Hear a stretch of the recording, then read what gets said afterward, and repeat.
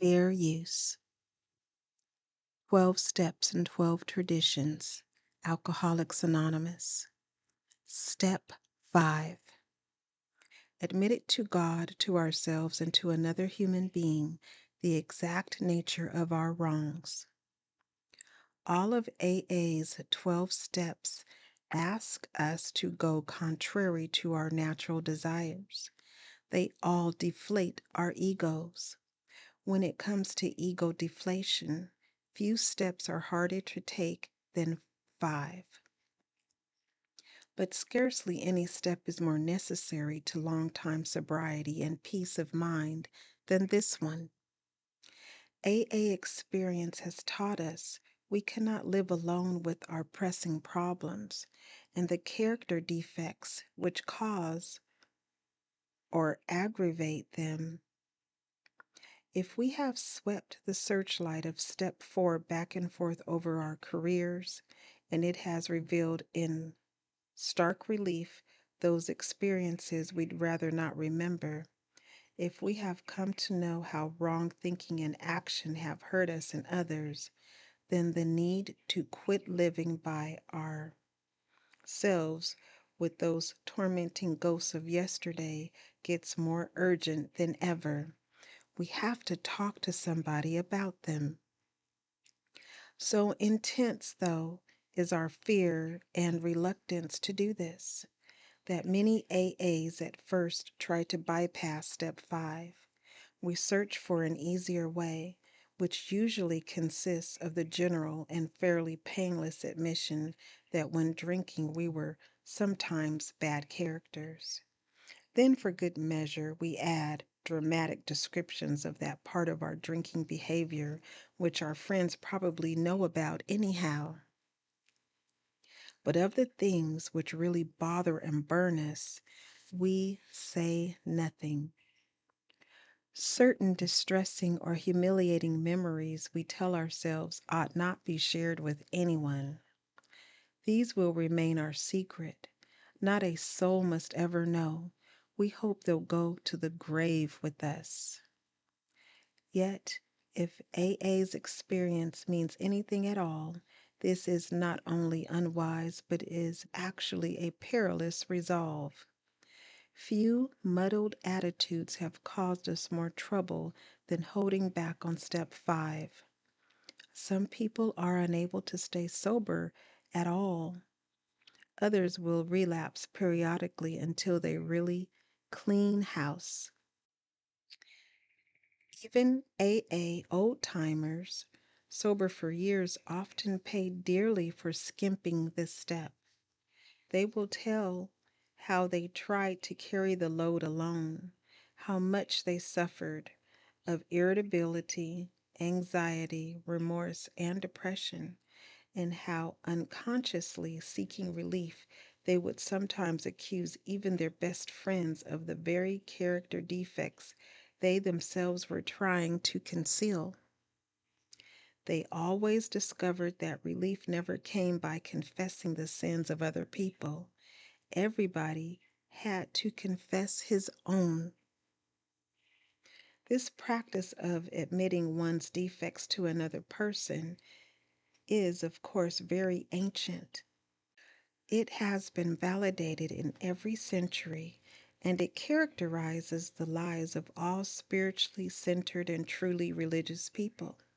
But today, religion is by no means the sole advocate of this saving principle. Psychiatrists and psychologists point out the deep need every human being has for practical insight and knowledge of his own personality flaws, and for a discussion of them with an understanding and trustworthy person. So far as alcoholics are concerned, AA would go even further. Most of us would declare that without a fearless admission of our defects to another human being, we could not stay sober. It seems plain that the grace of God will not enter to expel our destructive obsessions until we are willing to try this. What are we likely to receive from step 5? For one thing, we shall get rid of that terrible sense of isolation we've always had. Almost without exception, alcoholics are tortured by loneliness. Even before our drinking got bad and people began to cut us off, nearly all of us suffered the feeling that we didn't quite belong. Either we were shy and dared not draw near others, or we were apt to be noisy, good fellows, craving attention and companionship, but never getting it, at least to our way of thinking. There was always that mysterious barrier we could neither surmount nor understand. It was as if we were actors on a stage, suddenly realizing that we did not know a single line of our parts. That's one reason we loved alcohol too well. It did let us act extemporaneously, but even Bacchus boomeranged on us. We were finally struck down and left in terrified loneliness. When we reached AA and for the first time in our lives stood among people who seemed to understand, the sense of belonging was tremendously exciting. We thought the isolation problem had been solved, but we soon discovered that while we weren't alone anymore in a social sense, we still suffered many of the old pangs of anxious apartness. Until we had talked with complete candor of our conflicts and had listened to someone else do the same thing, we still didn't belong. Step 5 was the answer. It was the beginning of true kinship with man and God. It was the beginning of true kinship with man and God. The vital step was also the means by which we began to get the feeling that we could be forgiven no matter what we had thought or done. Often, it was while working on this step with our sponsors or spiritual advisors that we first felt truly able to forgive others, no matter how deeply we felt they had wronged us. Our moral inventory had persuaded us that all around forgiveness was desirable, but it was only when we resolutely tackled step 5 that we inwardly knew we'd be able to receive forgiveness and give it too. Another great dividend we may expect from confiding our defects to another human being is humility, a word often misunderstood. To those who have made progress in AA, it amounts to a clear recognition of what and who we really are, followed by a sincere attempt to become what we could be. Therefore, our first practical move toward humility must consist of recognizing our deficiencies. No defect can be corrected unless we clearly see what it is, but we shall have to do more than see. The objective look at ourselves we achieved in step 4 was, after all, only a look. All of us saw, for example, that we lacked honesty and tolerance, that we were beset at times by attacks of self-pity or delusions of personal grandeur. But while this was a humiliating experience, it didn't necessarily mean that we had yet acquired much actual humility. Though now recognized, our defects were still there. Something had to be done about them, and we soon found that we could not wish or will them away by ourselves. More realism and therefore more honesty about ourselves are the great gains we make under the influence of step 5. As we took inventory, we began to suspect how much trouble self-delusion had been causing us. This had brought a disturbing reflection.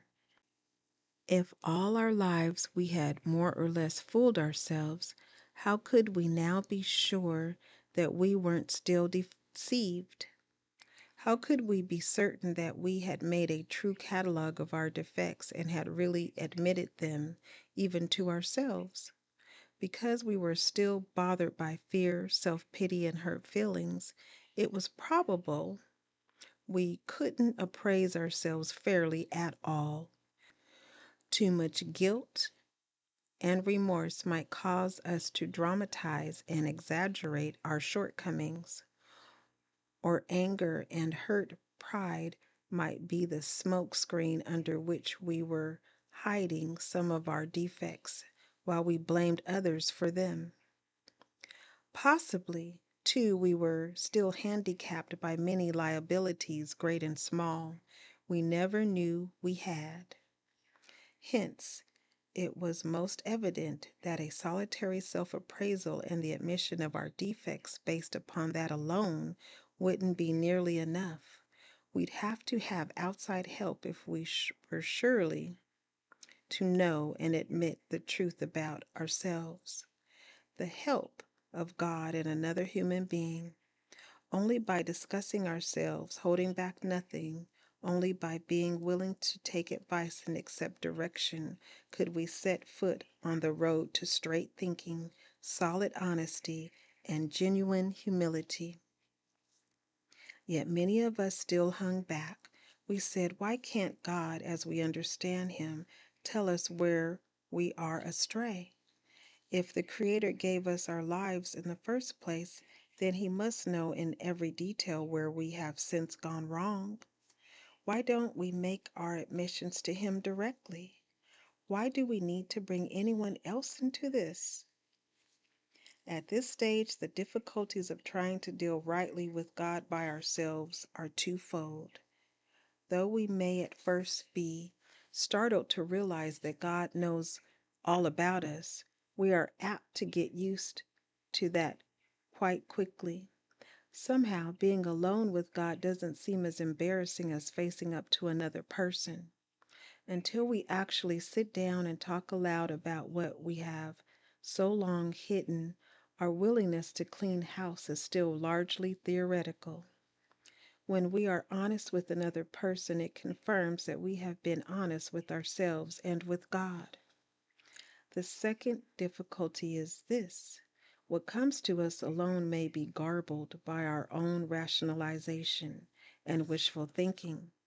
The benefit of talking to another person is that we can get his direct comment and counsel on our situation, and there can be no doubt in our minds what that advice is.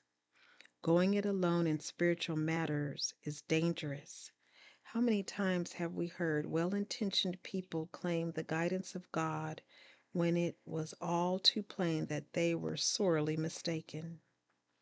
Lacking both practice and humility, they had deluded themselves and were able to justify the most arrant nonsense on the ground that this was what God had told them.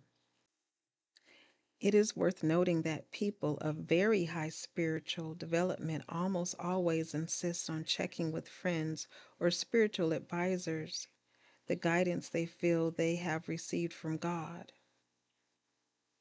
Surely, then, a novice ought not lay himself open to the chance of making foolish, perhaps tragic blunders in this fashion. While the comment or advice of others may be by no means infallible, it is likely to be far more specific than any direct guidance we may receive while we are still so inexperienced in establishing contact with a power greater than ourselves. Our next problem will be to discover the person in whom we are to confide. Here we ought to take much care, remembering that prudence is a virtue which carries a high rating.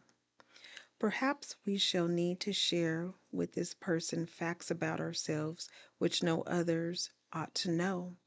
We shall want to speak with someone who is experienced, who not only has stayed dry but has been able to surmount other serious difficulties. Difficulties perhaps like our own. This person may turn out to be one's sponsor, but not necessarily so.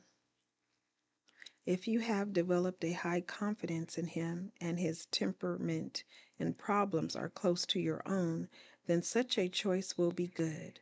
Besides, your sponsor already has the advantage of knowing something about your case. Perhaps, though, your relation to him is such that you would care to reveal only a part of your story. If this is the situation, by all means do so, for you ought to make a beginning as soon as you can. It may turn out, however, that you'll choose someone else for the more difficult and deeper revelations. This individual may be entirely outside of AA.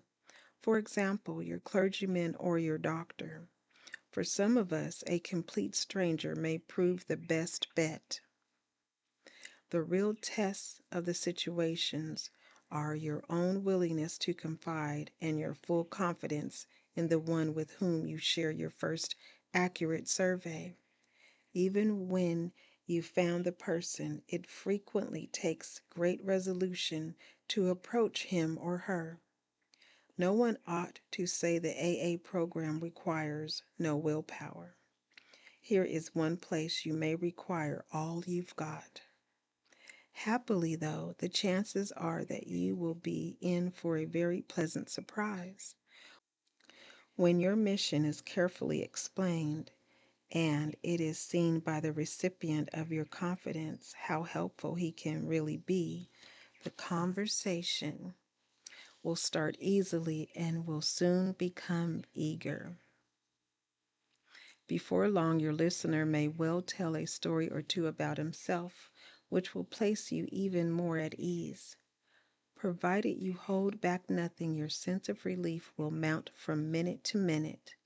The dammed up emotions of years break out of their confinement and miraculously vanish as soon as they are exposed. As the pain subsides, a healing tranquility takes its place. And when humility and serenity are so combined, something else of great moment is apt to occur. Many an AA, once agnostic or atheistic, tells us that it was during this stage of step 5 that he first actually felt the presence of God. And even those who had faith already often become conscious of God as they never were before. This feeling of being at one with God and man, this emerging from isolation through the open and honest sharing of our terrible burden of guilt, brings us to a resting place where we may prepare ourselves for the following steps toward a full and meaningful sobriety.